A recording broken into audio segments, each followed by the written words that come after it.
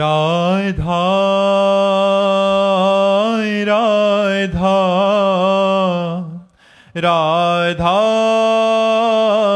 राधा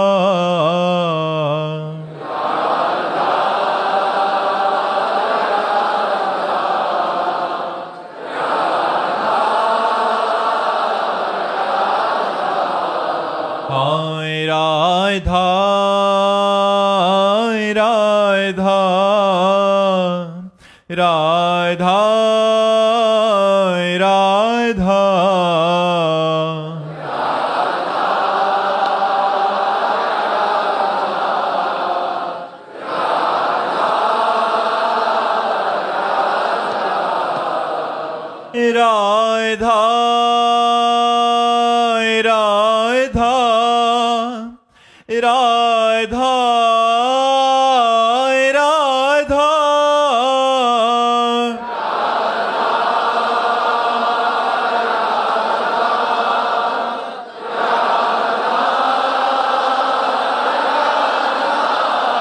हाय राधा राधा राधा राधा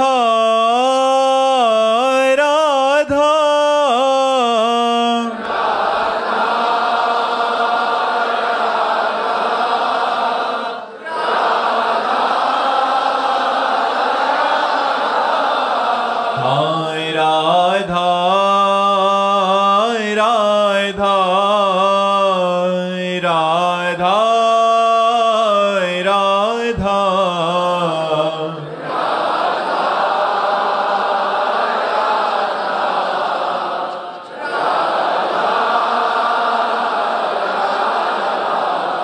हाय राधा राधा राधा राधा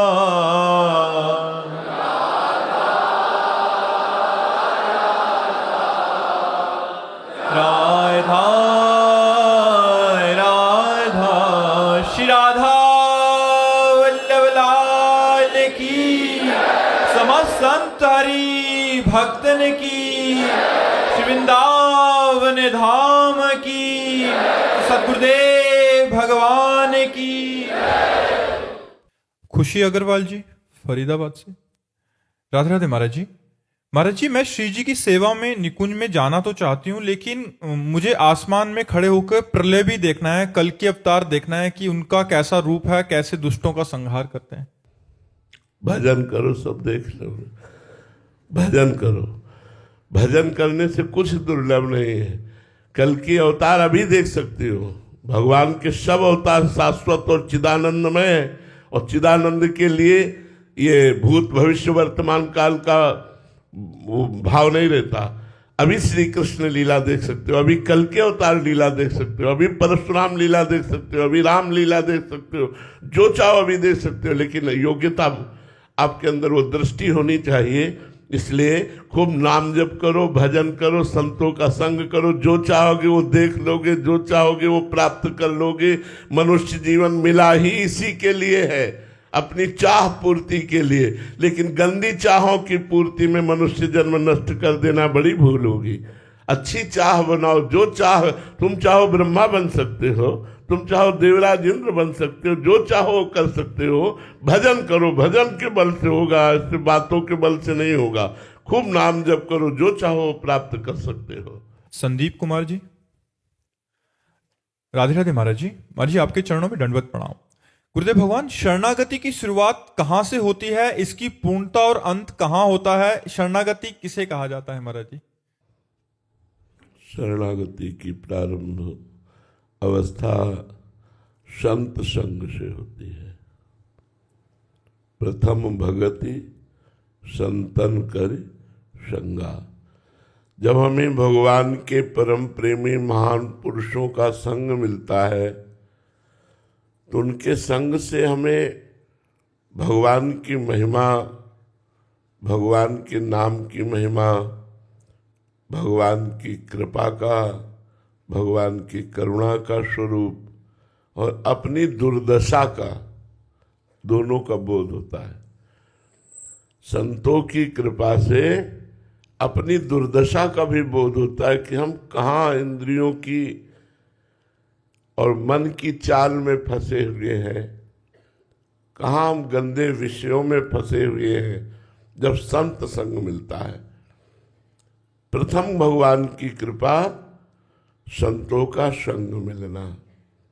संतों के संग से जब भगवान की कृपा स्वरूप, करुणा स्वरूप, दया स्वरूप की हमें जानकारी मिलती है और अपनी दुर्दशा की जानकारी मिलती है, तो हृदय तड़प उठता है भगवान की शरणागति के लिए। तो वाणी से हम पहले शरण में होते हैं, हे नाथ मैं आपकी शरण में हूँ, श्री कृष्ण शरणम मम, हरि शरणम मम। वाणी से शरणागत होते हैं। फिर शरीर से संपूर्ण आचरण भगवान के अनुकूल, प्रतिकूल आचरणों का हम त्याग करते हैं।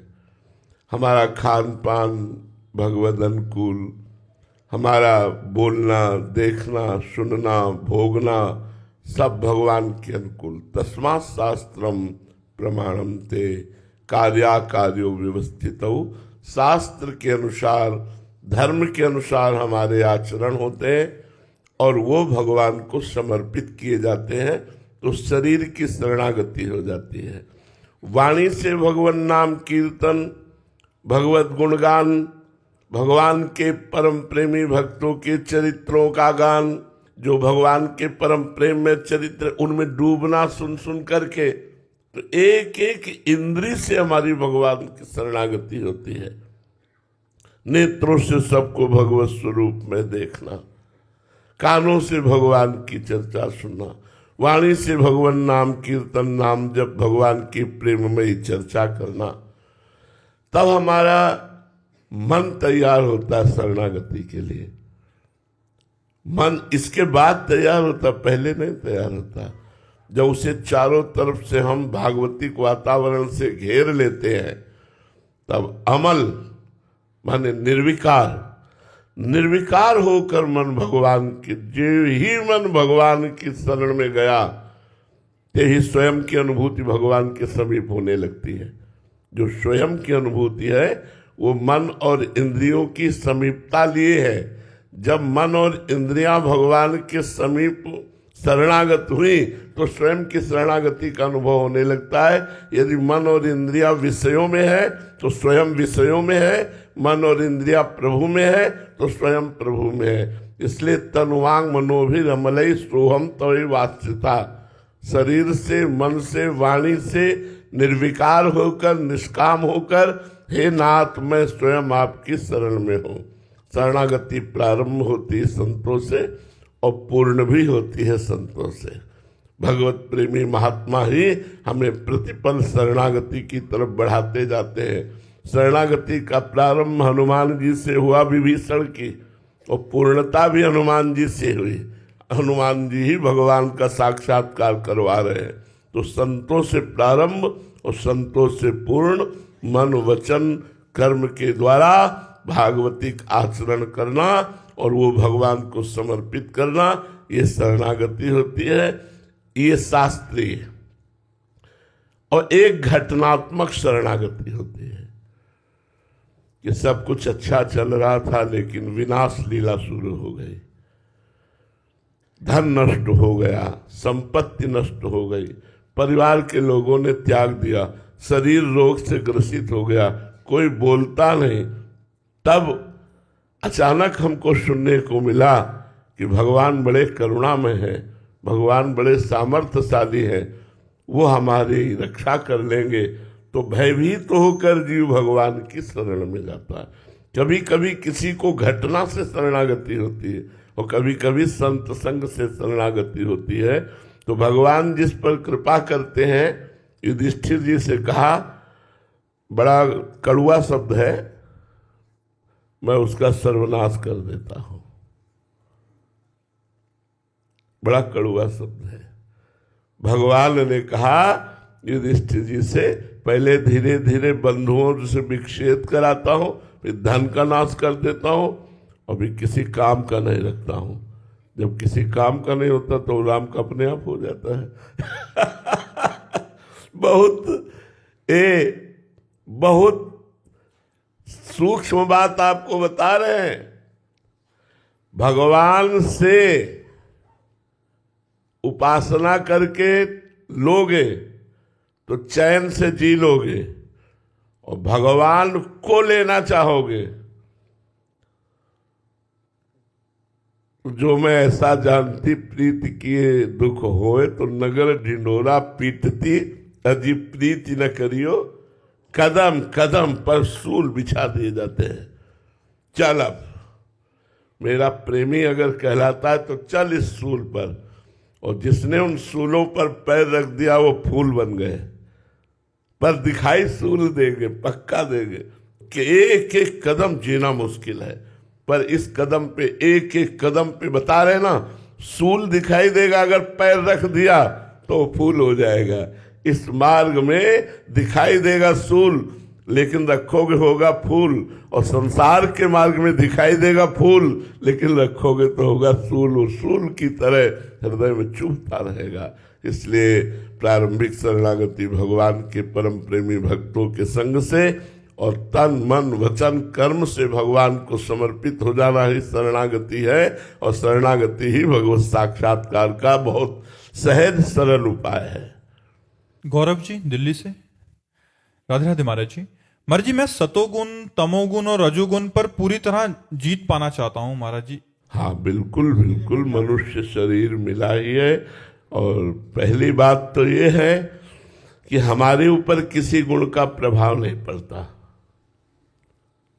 अगर तीनों गुणों पर विजय प्राप्त करना चाहते हो तो पहली बात समझो कि हमारे ऊपर किसी गुणों का प्रभाव नहीं पड़ता, क्योंकि हम गुणातीत हैं। जो हमारा स्वरूप है, ममैवांशो भगवान कह रहे हैं, ये जो भगवान का अंश है, ये चेतन अमल, अमल माने कोई भी विकार इसको कभी ना था, ना है, ना रहेगा। वर्तमान में निर्विकार है, ना गुणों का प्रभाव है, ना काम क्रोध का प्रभाव है। जो मेरा स्वरूप है वो त्रिगुणातीत है। तीनों गुणों का प्रभाव अब भी नहीं पड़ रहा है। अब विचार करना है तो फिर गुणों का प्रभाव किस पर पड़ रहा है? अंतःकरण पर। अंतःकरण पर गुणों का प्रभाव पड़ता है, और हम अंतःकरण में ममत्व कर बैठे हैं। अंतःकरण को हम अपना स्वरूप मान बैठते हैं। तो अंतःकरण में जो स्फुरित होता है उसे हम अपने में मान लेते हैं भ्रम के कारण। जैसे हमारे अंतःकरण में मन ने स्फुरित किया, मुझे ये देखना है, ज्ञानेंद्री से मिलकर के नेतेंद्री से उसने निश्चय किया मुझे देखना है, बुद्धि ने दस्तखत कर दिया। अब हम अपने आप राजी हो गए कि आज हमें ये देखना है। यद्यपि वो मेरी मांग नहीं थी, वो मांग मन की नेतेंद्री के साथ बुद्धि के सहयोग के द्वारा निश्चित की गई थी। हम उसे काट सकते थे क्योंकि हम उसके दृष्टा है, ना कि हम अंतःकरण है, पर हम उसमें लिप्त हो जाने के कारण आप चले गए और 3 घंटा समय प्रपंच में बर्बाद कर दिए। वो रजोगुण छा गया। ऐसे ही हमारे हृदय में जब तमोगुण रजोगुण की वृत्तियां आती हैं तो हमें पहचानना होता है। हम में नहीं आती है, हमारे अंतःकरण में आती है। हम उसको स्वीकार इसलिए कर लेते हैं कि अंतःकरण में हमारा तदात्म है, ममत्व है। यदि हम इस कोटि के दृष्टा बने कि तमोगुण आया, हमारा भजन न छूटे, हमें पता चल गया तमोगुण आ रहा है, हमें गुस्सा आ रहा है, निद्रा आ रही, प्रमाद आ रहा है, आलस्य आ रहा है, लेकिन इनके वशीभूत अंतःकरण को ना होने दें, भगवान नाम प्रभाव से परमार्थ में ही लगाए रहे, तो तमोगुण निष्फल हो गया। रजोगुण आया, भोग इच्छा, धन इच्छा, मान प्रतिष्ठा, नाना प्रकार की राग द्वेष की इच्छाएं जागृत हुई। हमें पता है रजोगुण आया है, लेकिन हम भजन के परमार्थ के प्रभाव से उसका कोई भी प्रभाव नहीं पड़ने दिया, उसको निष्फल कर दिया, रजोगुण निष्फल हो गया। सतोगुण आया, दया करना, परोपकार करना, सबसे मिलना जुलना, ये चर्चा करना, वो चर्चा, ये भी दया बिना साधु कसाई, और दया करी तो आफत आई। बहुत संभल के दया करनी, दया करी तो आफत आई। तो सत्वगुण को भी जीत करके त्रिगुणातीत स्थिति में पहुंचना है तो हमको दृष्टा बनना पड़ेगा, गुणों का दृष्टा, अंतःकरण का दृष्टा, तभी हम त्रिगुणातीत हो सकते हैं। हम अंतःकरण में ममत्व रखकर कभी त्रिगुणातीत नहीं हो सकते। अंतःकरण के साक्षी बनकर हम त्रिगुणातीत हो सकते हैं। विवेक चूड़ामणि नाम के भगवान शंकराचार्य जी ने ग्रंथ की रचना की, बहुत छोटी सी पुस्तिका है, आप खरीद लीजिए। और एक है प्रश्नोत्तरी आद्य गुरु भगवान शंकराचार्य जी की, ये दो खरीद लीजिए, काफी समाधान इससे आपको प्राप्त हो जाएगा। तो विवेक चूड़ामणि में लिखा है कि तमोगुण के क्या लक्षण, रजोगुण के क्या लक्षण, सतोगुण के क्या लक्षण, त्रिगुणातीत के क्या लक्षण, तुम्हारा स्वरूप क्या, अन्नमय, प्राणमय, मनोमय, आनंदमय, विज्ञान में कोश क्या, तुम्हारा स्वरूप क्या, सब उसका विवरण है। तो जब हम ये स्वाध्याय करते हैं तो हमें काफी चीजें मिलती है। तो विवेक चूड़ामणि इतनी मोटी सी है और प्रश्नोत्तरी बहुत छोटी सी है, बड़े काम के प्रश्न है। तो ये दो ग्रंथ आप स्वाध्याय कीजिए। आकाश शर्मा जी, महाराज जी, मैं ऐसा क्या करूं कि मेरे अंदर श्री जी से मिलने की इच्छा प्रकट हो? नाम जप, खूब नाम जप करो, अधिक से अधिक नाम जप करो, गंदी बातें मत करो, गंदी बातें मत देखो, गंदी बातें मत बोलो।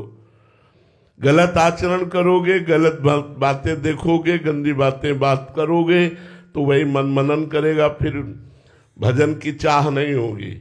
भजन की चाह होती है वाणी को संयम में रखो, इंद्रियों को संयम में रखो, मन को संयम में रखो। संयम तभी बनेगा जब खूब नाम जप करोगे, डट के नाम जप करो। पवित्र आचरण, पवित्र भोजन, पवित्र विचार, तो परम पवित्र भगवान से मिलन की चाह उत्पन्न हो जाती है। बबीता जी, राधे राधे महाराज जी। महाराज जी, क्या साधना मार्ग में बार बार गिरना भी उन्नति का संकेत हो सकता है? शरणागत के लिए, अहंकारी के लिए नहीं, शरणागत के लिए। हम लोग भगवान के मार्ग में चलते हैं, कोई निर्विकार थोड़ी हो गए। जैसे कोई भोग वासना है, कोई ऐसी बात है जो छुपी हुई है, भगवान जानते हैं।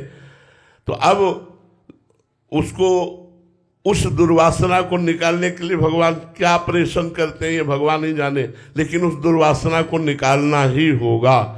जो दुर्वासना अंदर बैठी है, चाहे वो किसी भोग संबंधी हो या किसी पद प्रतिष्ठा संबंधी हो, भगवान उस दुर्वासना को निकालने का ऑपरेशन करते हैं। उसी ऑपरेशन को गिरना कहते हैं।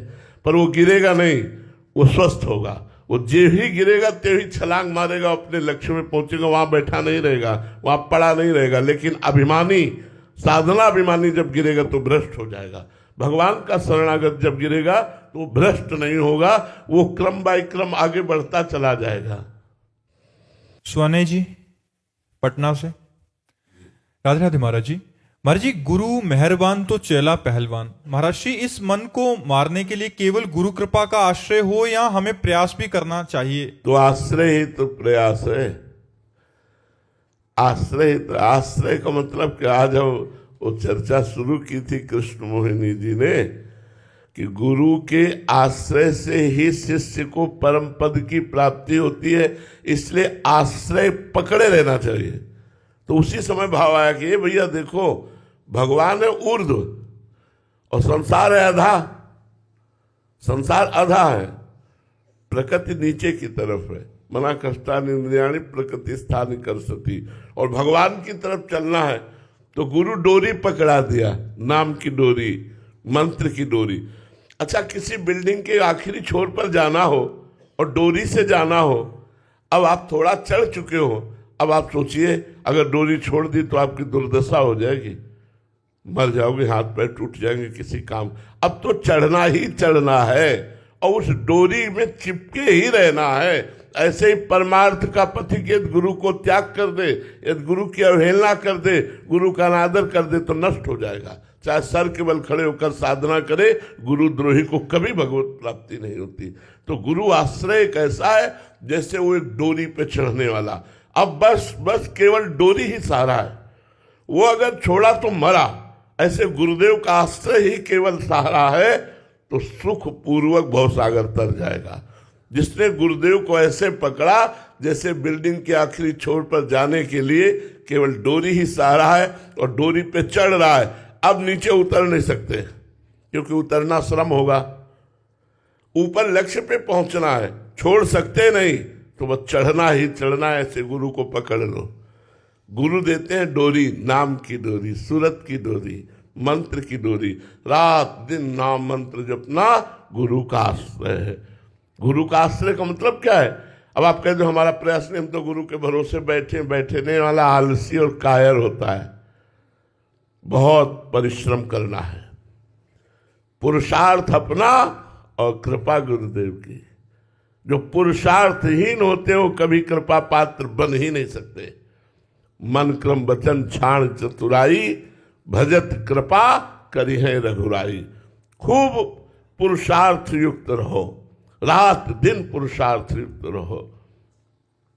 देखो, अभ्यास जैसा बना लोगे वैसा बन जाएगा। अगर श्रम नहीं करोगे, परिश्रम नहीं करोगे, पुरुषार्थ नहीं करोगे तो तुम कृपा का अनुभव नहीं कर सकते। कायर पुरुष कभी कृपा का अनुभव नहीं कर सकता। पुरुषार्थ आपको करना पड़ेगा। पुरुषार्थ गुरु प्रदत्त साधना और फल की प्राप्ति गुरु आश्रय, दोनों बातें हैं। अपना पुरुषार्थ पूरा और गुरु की कृपा पूरी तो पूर्ण परमात्मा का अनुभव। और जो गुरु की कृपा तो है पर अपना पुरुषार्थ विषयों में खर्चा कर रहे, उनको कभी भगवत प्राप्ति नहीं होती। गुरु कृपा है लेकिन मनमानी विषयों का भोग भोग रहे तो पुरुषार्थ विषयों में लग गया, परमार्थ से हीन हो गए, तो कहते हम पर गुरु कृपा नहीं। गुरु कृपा सब पर है। जैसे भगवान की कृपा सब पर है, ऐसे गुरु की कृपा सब पर है। पर जो गुरु की आज्ञा मानकर खूब परिश्रम करता है साधना में, वही कृपा पात्र बनता है, वही कृपा का रसास्वादन कर पाता है। तो गुरु की कृपा का आश्रय और स्वयं का पुरुषार्थ भगवत प्राप्ति कराता है। विराज अग्रवाल जी, राधे राधे महाराज जी। महाराज जी, मेरा प्रश्न है कि सभी कथाओं में मैंने कहते सुना है कि यदि आप प्रभु से प्रेम करते हैं और यदि प्रभु भी आपको अपना बनाना चाहते हैं तो पहली बात तो प्रभु ने आपको अपना माना ही है। सब मम प्रिय सब मम उपजाए, ये बात तो कोई नहीं कह सकता कि भगवान मुझे अपना नहीं मानते। सब भगवान के हैं। अब आगे बात बोलिए, आपको भी भगवान अपना मानते हैं? महाराज जी, प्रभु सारी संसारिक वस्तुएं दूर कर देते हैं, वही छीन लेते हैं। तो कह रहे हैं कि हमें तो मतलब संसार में रहते हैं, वस्तुओं की आवश्यकता भी पड़ती है और प्रभु से प्रेम भी करना चाहते हैं। तो ऐसे में इनका त्याग जब हो जाएगा तो प्रभु का प्रेमी जब बनोगे ना, अभी प्रेमी नहीं हो यार, अभी प्रेमी नहीं हो। प्रेमी जब होगे तो संसारिक वस्तुएं चाहिए क्या? किसी से प्यार हुआ है? जब प्यार होता है ना किसी से भी, भगवान से तो अलग की बात जाने दो, तो अपना सब कुछ समर्पण करने का मन होता है, नहीं होता? आप सब लोग बैठे हो, कहीं ना कहीं किसी का माता से प्यार, किसी का पिता से प्यार, किसी का पत्नी से प्यार, किसी का पुत्र से प्यार, कहीं ना कहीं कुछ ना कुछ एक लगता है कि अपने प्यारे को क्या दे दूं। हम अपनी सोच से बता रहे हैं, अपनी सोच से, क्योंकि हमको भी किसी से प्यार है और ऐसा प्यार है कि शायद तुमको किसी से ऐसा प्यार नहीं हुआ होगा।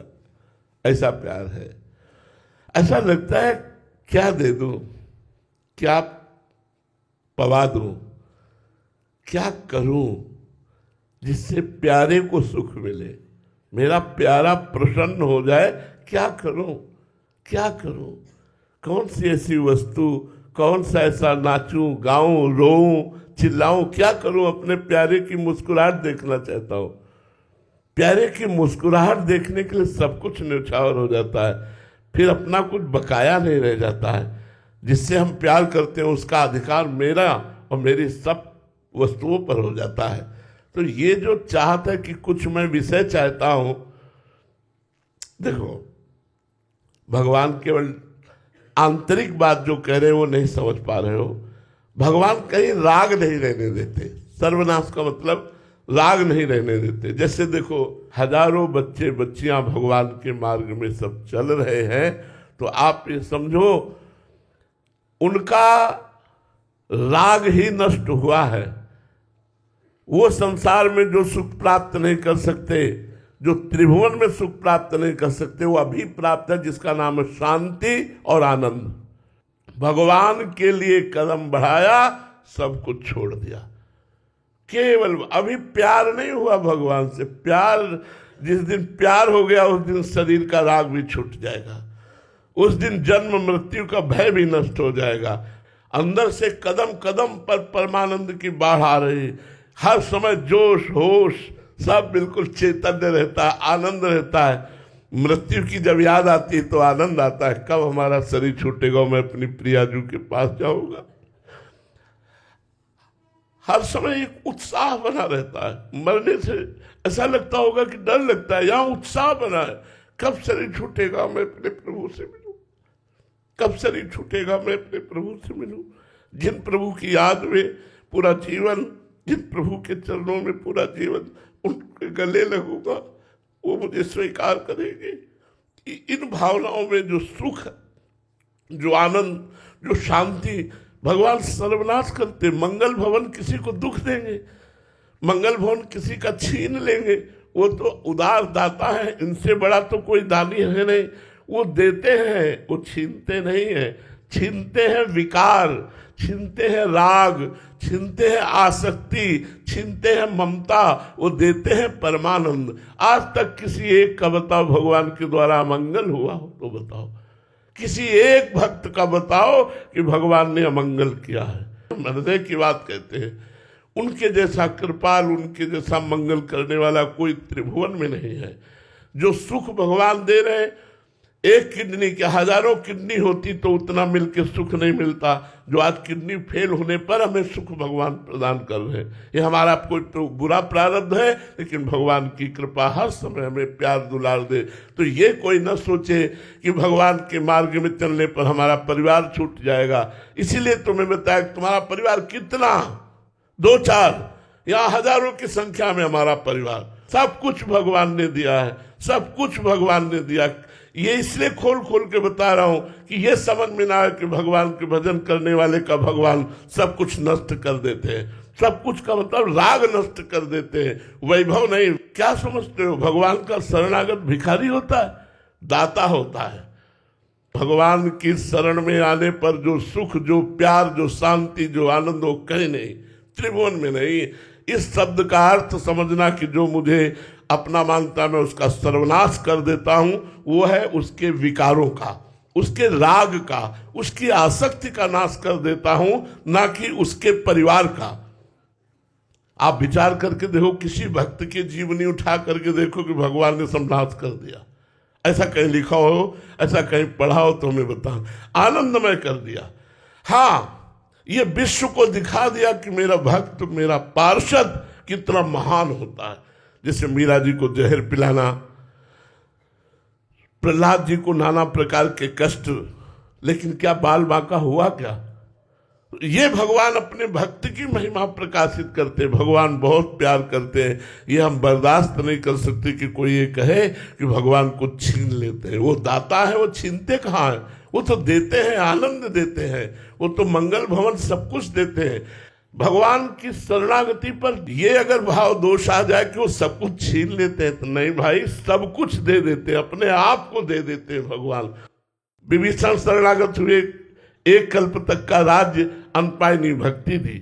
ध्रुव जी शरणागत हुए, राज्य, अनपायनी भक्ति, अटल पदवी। प्रहलाद जी शरणागत हुए, राज्य, अटल पदवी। अम्बरीश जी राज्य और अटल प्रेम पदवी। आप देखो ना, क्या भगवान का भक्त गरीब होता है क्या? अरे उससे बड़ा धनी तो कोई होता ही नहीं है।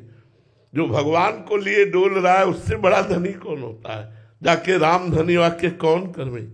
कबीरा सब जग निर्धना, धनवंता नहीं कोई, धनवंता सोई जानिए, जाके राम नाम धन हो। कभी कोई ऐसे भ्रम में न रहे कि जो भगवान का सच्चा प्रेमी बनना चाहता है तो भगवान उसका नाश कर देते। ऐसा कभी न सोचे। श्री राधा वल्लभ लाल की